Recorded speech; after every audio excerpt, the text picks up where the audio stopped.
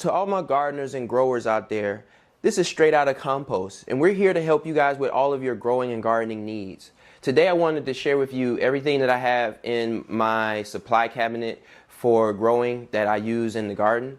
And we grow about 30 different species of plants, everything from house plants to edible vegetables to flowers outside. And I wanted to share with you all of the things that I use and how we kind of feed our gardens. I use compost tea, and I feel like compost tea is the best method for feeding your vegetation, because as plants evolved from being aquatic, like living in the oceans and the water, as they started to be on land, they started to depend on the medium of the soil to actually get their nutrients. So the relationship between bacteria and fungi and all of the different substances inside of the soil create a universe that we as humans are never going to ever understand. We're never going to get to a point where we know exactly what it takes for plants to be successful. But what we're trying to do here at Straight Outta Compost is reach a level where we are artificially, naturally creating an environment for the plants to have all of those expressions that they need to have to reach their potential. So what do I mean by expressions? It could be a color, it could be a flavor, it could be a fragrance. It could be a lot of different things that that plants actually produce that we enjoy. When you bite into an apple, or when you eat a strawberry, or when you smell sweet lavender flowers, those types of experiences exist because of chemical compounds called VOCs in the plants. And it's very important to note that those compounds are built up off of very, very complex chemical chains that plants know how to do. It's my job to make sure that I just supply them in abundance, or in the forms that plants actually need, so that they can actually use it, so that they can create the expressions that we enjoy. I feel like compost tea is the most important way, or the best way, to actually feed those plants, because it actually feeds the environment that the plants exist in as well. If you grow a plant in the dirt, you have to imagine that that soil is also in a living, existing environment. It may not be a living organism by itself, but it's an environment where several different organisms, different types of organisms exist in millions, in some cases billions of populations, so that they can actually feed the plants. The way that I look at it is that all of these microbes worship these plants, because the plants will actually communicate to the different microbes and earthworms, or wherever they are, when the plant actually produces sugars or exudates or whatever it is that plants produce. Microbes will actually come to feed off of it. So when a plant has excess sugars, those excess sugars get given to the microbes. And in exchange, those microbes are giving the plant different nutrients that it needs. So the way it works, if you were to have a plant root, imagine a plant root is positively charged. And in order for it to grab onto a negatively charged molecule of iron, or molecule of potassium, so we should say, it needs to find it. But what if the microbes in the soil know that that plant needs to get that microbe, or that molecule of potassium, and they actually bring it to that plant? Now the plant actually doesn't have to do as much work. The plant stresses less, and it actually can create an exchange that is beneficial for the environment. So what I'm doing is supplying the environment with everything that it needs, so that the environment can be successful. So without further ado, let's just talk about the actual ingredients, because I don't want to spend too much time. I really appreciate you guys coming to watch the videos, and I don't want to really waste your time, but it's always going to be valuable information. So all I can do is just say watch every video. Whatever the video is titled, I can say still watch it, because I'm going to talk about things that are not even based on that topic that the title is based on, because everything in gardening kind of works together. And I just like to make sure that I explain in a way where you're going to learn a little bit about how I view the gardening world, or the growing world, or nature, and just kind of increase your gardening green thumb. So I always start out with water that's going to be dechlorinated. Let me back up a little bit. In order to start your compost tea, you want to have a 5-gallon bucket. The 5-gallon bucket is the minimum because you need that much so that you can create the environment. I mean, you could probably do it in a smaller content, but most of the recipes that you're going to see are going to give you a recipe for 5 gallons. And unless you feel like getting your math out and breaking down ratios, it's probably better to just get a 5-gallon bucket because everybody's going to tell you what the ratios are based on using the 5-gallon bucket, or go up from there. So it is what it is. But you need dechlorinated water because chlorine will actually kill bacteria and it's going to harm the microbial life in your soil. So don't use chlorinated water. We have a filter on the water in the hose out front, so it allows me to get dechlorinated water at the ready whenever I need it. So whenever I'm watering my garden or creating a compost tea mix, I just pour the water from the hose and I get going. You're also going to need a pond pump and 2 air stones. I like to keep 2 air stones because I really want my water to be aerated. And you can find those supplies at a grocery store or a pet store. PetSmart has pond pumps and air stones for fish tanks. So you can go there and get them, and they're not expensive. You can get a air pump for less than $20, and you can get the air stones and all of that. You can get everything for less than $30. And the bucket is only like $5. So you get those supplies, you plug it up, and you put the water in the bucket, you put the pond pump, you put the air stones in the water, and you let the water get aerated. So that's going to mix up your water, and it's going to make sure that, for one, all of the materials in there get mixed up real well, but it's also oxygenating. Oxygen is very important in the process because underwater, all of those microbes need oxygen to do what they do. There's different processes that they're going to need. They're going to need to reproduce. They're going to need to feed, and all of that needs to happen under the auspice of having oxygen in the environment. So that's the first thing you need to do. So now we're actually ready to get into the ingredients that I add to the compost tea mix, because the water is the first thing. As long as it's water that's dechlorinated. Some people use RO water, which is reverse osmosis water. But because I'm in an environment where I'm using soil as a medium, I need to have a better mineral content than what RO gives me. RO water has no minerals in it, and that's what we would use in a hydroponic setup. I don't do hydroponic growing, so I don't use RO water.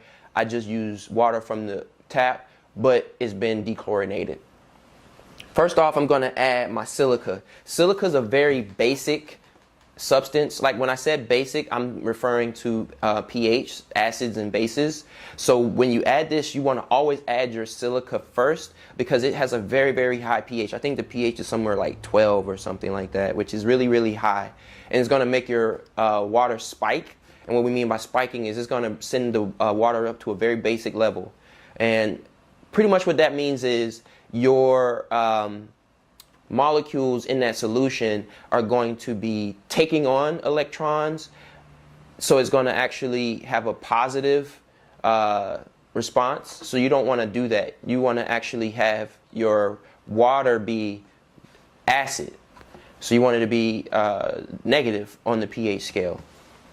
You always want to add your silica first because the silica is going to mix in with the water. It's going to get everywhere in the different nooks and crannies. You want to make sure that it's fully diluted. You definitely don't want to have any pockets of pure silica in the water before you add everything else because, like I said, it's very, very basic and that can harm your plants.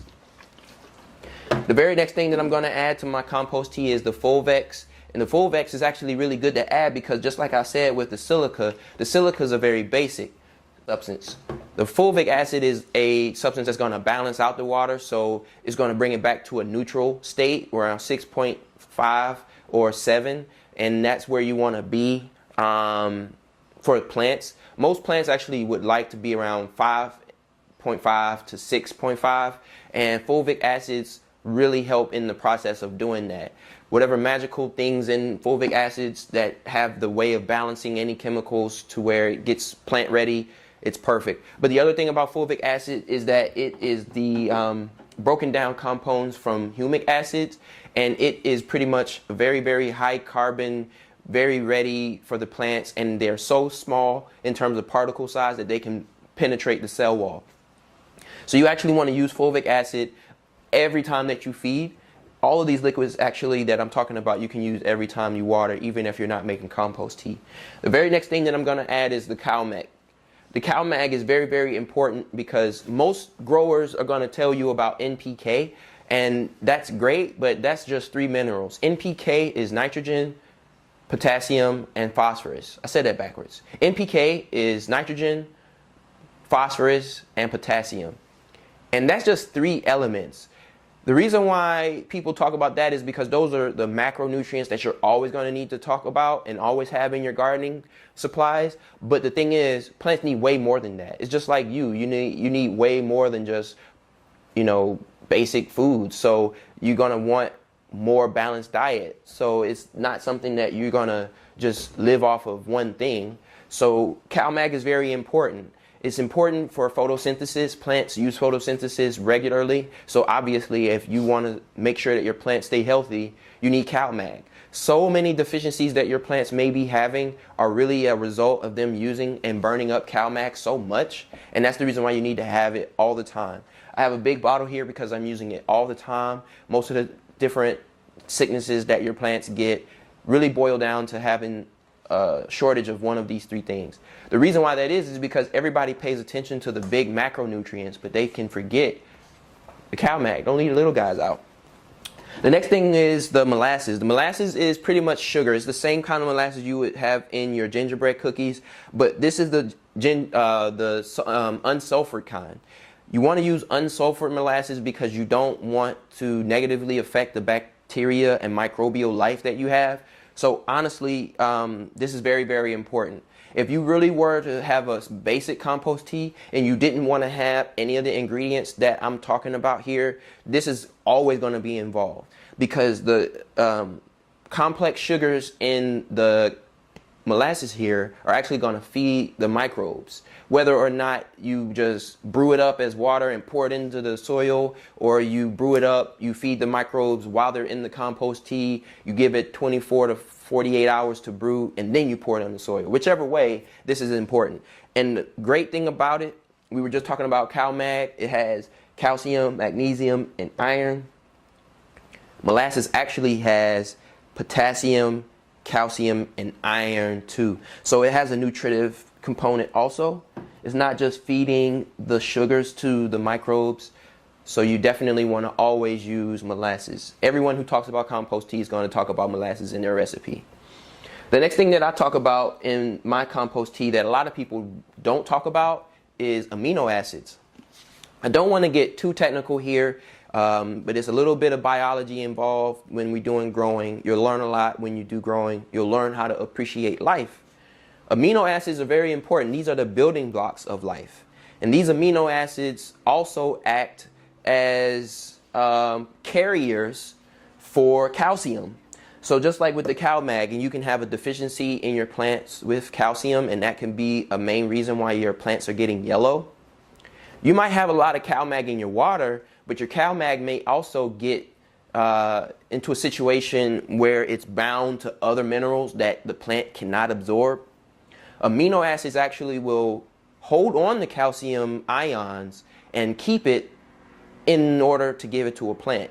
So the great thing about amino acids and calcium is that they work together, and you can actually cure several different illnesses that you have with your plants, and you can actually make your plants stronger with adding amino acids because the calcium will make your plant cell wall stronger. And if you have enough amino acids in there and calcium, your plants will always be able to ward off different types of fungal parasites like powdery mildew that everybody's going to be facing this summer and spring.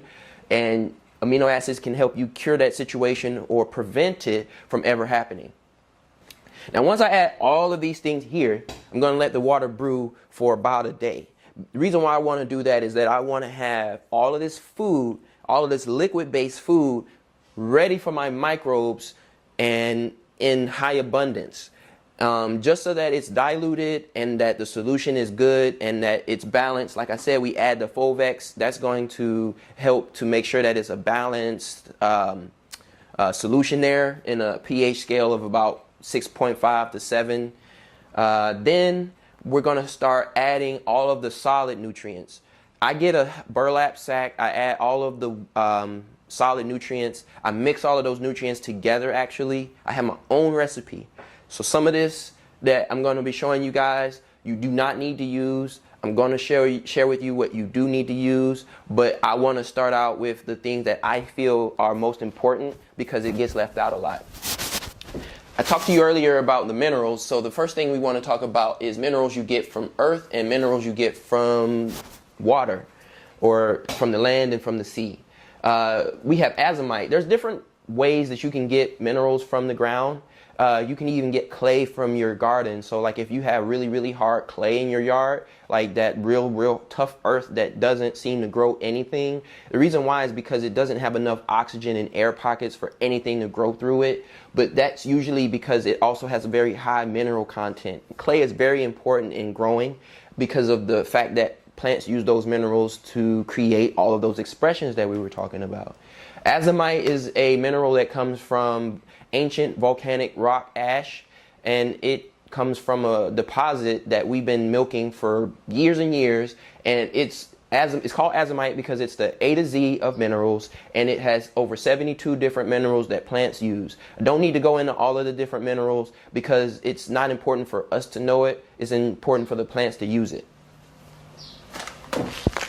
We talked about the minerals from the land. These are minerals from the sea. We use C90. C90 is 90 different minerals, and it comes from sea salt that is mined from the ocean. The great thing about that product is that it's actually probiotic salt. So you actually have salt that you can use to actually create a more abundant life for microbes, which is really, really good. Like I said, I'm not sharing with you right now my ratios, but you always want to have a good amount of that mineral in there, and it also helps to create the type of solution that you need in terms of the pH. Moving forward, we have rock phosphate. Rock phosphate is calcium and phosphate, and that means that since it's in rock form, it's going to be a slow release over time, and as it works into the soil, it's good. And so when the molecules or when the microbes eat this rock phosphate and they offer it up to the plants, they actually have turned that slow release into a faster release. So you can actually use your compost tea to actually speed up the rate at which you can feed something that would be normally take time to break down in the soil. So rock phosphate in the compost tea add many minerals that your plants are going to need on a regular basis. So it's going to create a more healthy mineral-based environment. So you're going to have the fast release and the slow release, and that's going to give your plants minerals throughout the life. Especially if you grow your plants inside a container or inside of a planter, you want to make sure that you remineralize it on a regular basis because you need those minerals. If you look up on the internet that lettuce has iron in it, but your garden doesn't have iron in it, your lettuce won't have iron in it. So it's just simple. Next, you have alfalfa meal. Alfalfa meal is plant-based, and it's a very, very nutritive substance because it's full of hormones and different enzymes. Alfalfa meal is very important because it already comes from plants and we're just giving it right back. So it's a plant-based fertilizer that the plants can understand. They don't have to spend any time digesting it. You can put this in there, the microbes will eat it, and it's going to give a very plant-rich based nutrition for your compost tea. The next thing I'm going to use, I'm going to skip over the humic acid. I'm going to talk about kelp meal. Kelp meal is similar to the alfalfa meal in my mind, but it comes from the ocean. Kelp is an ancient or very, very old seaweed that we still see today, and it is abundant with minerals. And it's very, very good to use substances from the land and from the sea. Like all life evolved from the oceans. So as we bring some of the kelp into the situation, we're introducing minerals that the plants would never have ever experienced ever evolving on the land. And so when we give them these minerals, some of those complex expressions that you have in your marijuana plants, and some of your fruits and vegetables that you want to eat, will be richer as a result of you adding kelp meal. And like I said earlier, it's not important for us to know what's in it. It's important for the plants to use it. That's what matters. Same thing with the humic acid. As we go back to the humic acid, we talked about fulvic acid earlier, but now we're talking about humic acid. Humic acids are like fulvic acids, but larger. They're larger molecules and they're very, very dark. If you can tell, I have a jar here. This is actually the humic acid that I'm currently using, and it's very, very dark, very, very black. It's like soot. It's very, very high carbon. I think it's like 98% carbon. And your plants are going to use this. Plants are carbon based, like all life is carbon based. So you want to have humic acids. And humic acid comes from breaking down plant and biological matter. Sorry, I can't speak today. But it breaks it down into a form where it's high carbon and it's ready for the plants to take up and use for whatever processes that they use. So as we move forward, we have these two here. And the bone meals, I don't use every time, but bone meals are very important because they're high in phosphorus. And when you have flowers, flowers are using phosphorus at a high rate. So I'll introduce the bone meal diet into my plants when they're in the flower cycle. And if I have different plants that are in the flower cycle, I'll just make a little bit of a compost tea for them, or I'll add this in at the end after feeding the other plants that I have that are not in the flower stage.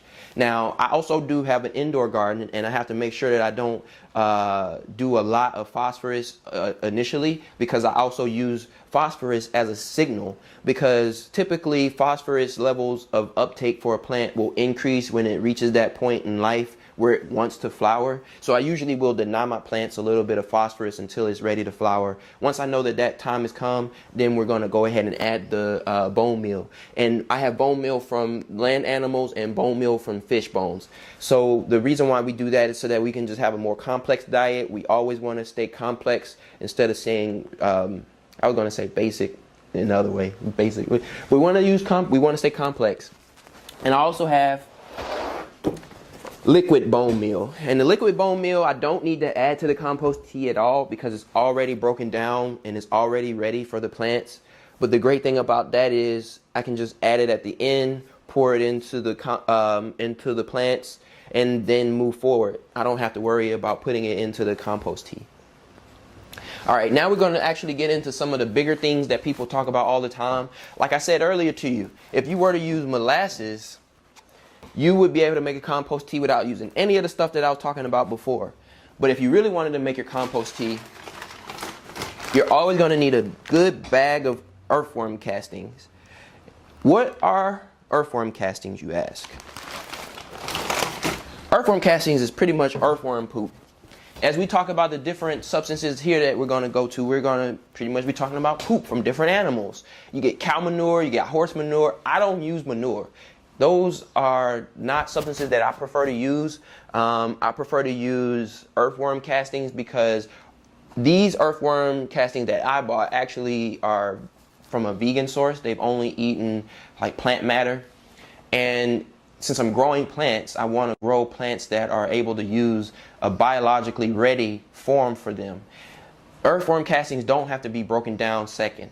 Something inside of the earthworm's gut, whether it's the bacteria or whatever it is that they have, whatever it is that they eat, when they poop it out, they're actually giving nutrients that the plant can digest right now. So earthworm castings are very important in your compost tea. Some people use just earthworm castings and molasses and water. So believe it or not, earthworm castings has a very complex level of bacteria. But the one thing about earthworms that they do not have in their stomach is the fungal parasite, or not parasite, but the fungal populations. So if you really want to grow very complex compost tea, you're going to need to have some fungal populations.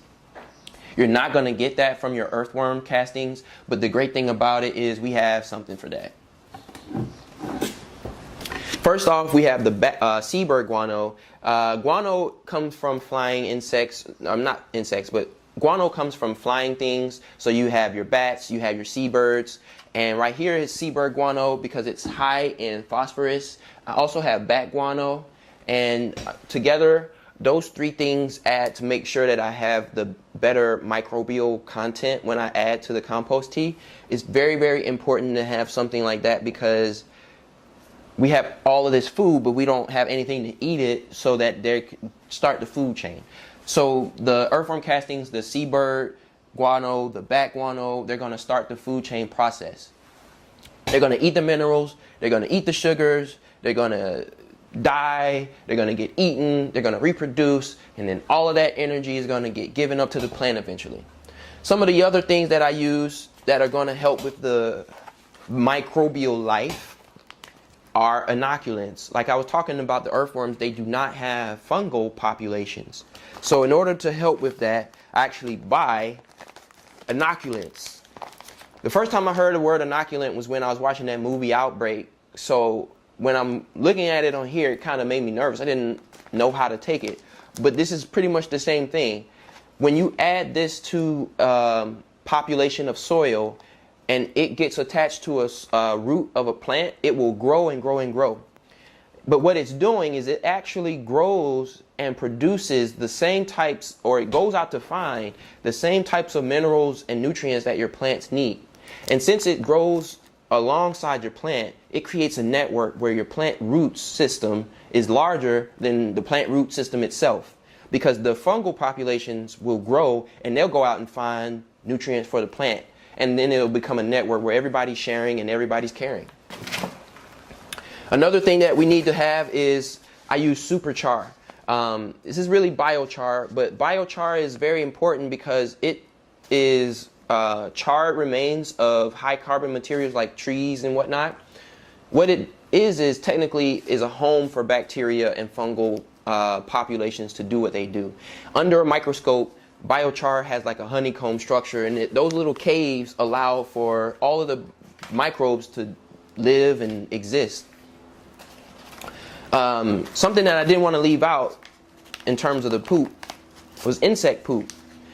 We have the earthworm casting, we got the bat guano, and we have the fly frass. This is from the black soldier fly, and insect frass is very important because of the two reasons actually. The first reason is insects actually sometimes attack plants, as you know.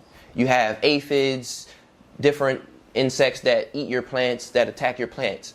Insects are made out of a material called chitin, and that chitin actually is something that when plants recognize from the insect frass, they will actually start to protect themselves because they feel like they're getting attacked. But the hint is they're not getting attacked. So this is like a vaccination on many different insects that could infect your plant, because the plant will create a protection against them. And how do plants protect themselves? They grow bigger cell walls, they grow better systems to prevent the insects from wanting to eat them. So that's one of the first reasons why you want to have insect frass in your formula. But the great thing also about this is that they also have a great microbial and fungal population from what they eat and how they digest food. So the great thing about that is you add the insect frass to your compost tea, and it will add populations to your soil eventually that may not have existed in the way that your growing was if you were growing in your house, or if you were in an environment where you didn't have access to that insect frass. Some of the things that I use that are not as widely described or talked about, but I use them and I wanted to share them with you, is yeast. Yeast is the food for fungus. Yeast will be in the compost tea for me, and it's going to feed all of those fungal populations that we were talking about. And the other thing is the barley. I just started using this stuff, and it's really, really cool. This is actually another video in and of itself, because I can sprout the barley, and some people use other stuff like barley and corn and just different grains. You can actually take this stuff, sprout it, and then grind it up, mix it in with your compost tea, and feed your plants enzymes. Because as the seeds here sprout, they grow in their enzyme content. There's something about what happens in seeds and the churning of the process of adding water, and when it starts to grow, they start to increase in their enzymes.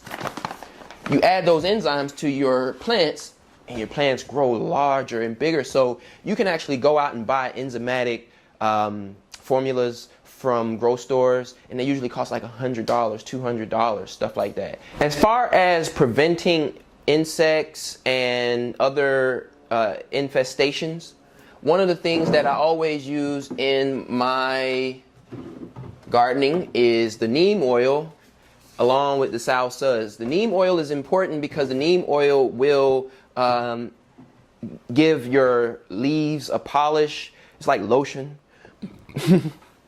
So it's like moisturizing. So it's great to have a coating on your plants, on the leaves and whatnot, because it's hard for insects to actually chew through that. And when they do, they actually don't like to eat it. It's something about ingesting neem oil that's not good for insects. And you also use the sow suds so that you can also spread it around. And it's actually a natural insect repellent and pesticide. So you can actually use sow suds in your garden on a regular basis and never have to worry about having your food get eaten by insects that you don't want to eat your food. So thanks for stopping by, guys. I really appreciate you coming by the channel. Straight Out of Compost is working hard to make sure you guys are very up to date with your gardening needs and that you know how to use the best things that we're using in the garden today. And honestly, if you were to use all of this stuff here in your garden, you're going to have a garden that's going to be so luscious and so great that it's going to be better than the stuff you can get from the grocery store. And that was the reason why I started doing this, is because I really wanted to grow groceries that would grow food that was better than what I could get buying it from a grocery store. And since that mattered to me, I figured it could matter to you. So if you guys have any questions, please ask them and I'll make sure to come back. You know, it might start a new video. I might answer them in the comments. You can see me on Instagram, Straight Out of Compost, STR8OUTTACOMPOST. Find me on Instagram. Ask me questions. We're always going to post. We're always going to share with you guys more content and try to do our best to make sure that you get your green thumb. That's it for me, man. And hope you guys enjoy the rest of your day and happy gardening.